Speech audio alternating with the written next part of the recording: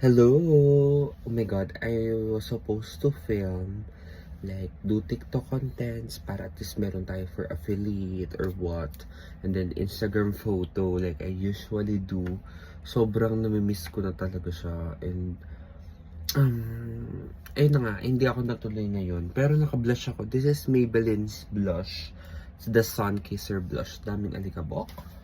But, yes, hindi ko alam, hindi ako natuloy again kasi papasok bukas sa school. So, talagang feeling ko parang hindi ko deserve gumawa ng mga videos and such. Kasi nga, may gagawin pa ako bukas.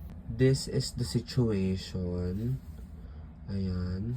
Ito yung mga products pa from the past month. And ito bago siya from Avon.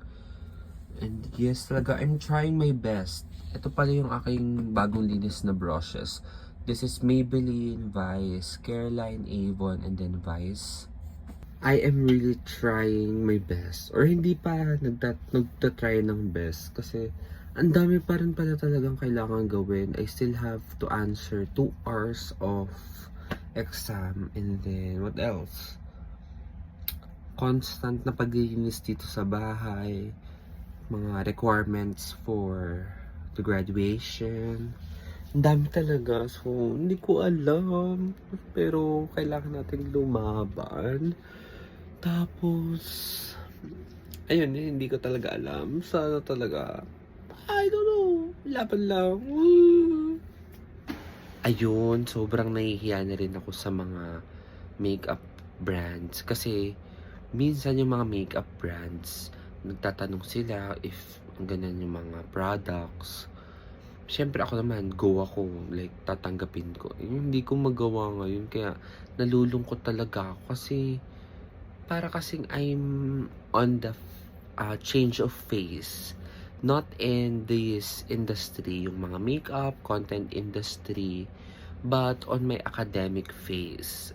Like, syempre, graduating, and maraming bagay in between na kailangan kong ma-accomplish.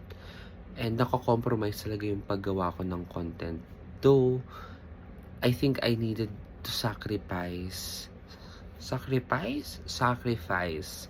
yung pagko-content. Kasi, I feel like pag umalis naman ako or nawala ako in the past few months, meron pa rin akong babalikan. But I need to start from zero since marami akong mga makeup brands na nakaka-work with. And kasi ang mga makeup brands ngayon, if hindi ka naman super active, wala kang marireceive na product. Especially if yung following mo is sobrang onti lang compared to other beauty content creators na merong malaking following. And, yes, and for me naman wala namang issue sa akin na magsimula from the scratch, like zero, walang brands at all. I can work with the makeup na meron ako ngayon. But, ang inaalala ko is, will I be able to keep the flame kahit na medyo mawawala ako in the past few months. Nagbili pa ng bagong cellphone si bakla na mas mataas ang storage pero hindi rin man pala matutuloy. Anyways, alam mo, like, pag yung mga gantong situation, what I need to do is to like, laban lang, like, let go and let God, sabi nga ni Samantha Bernardo.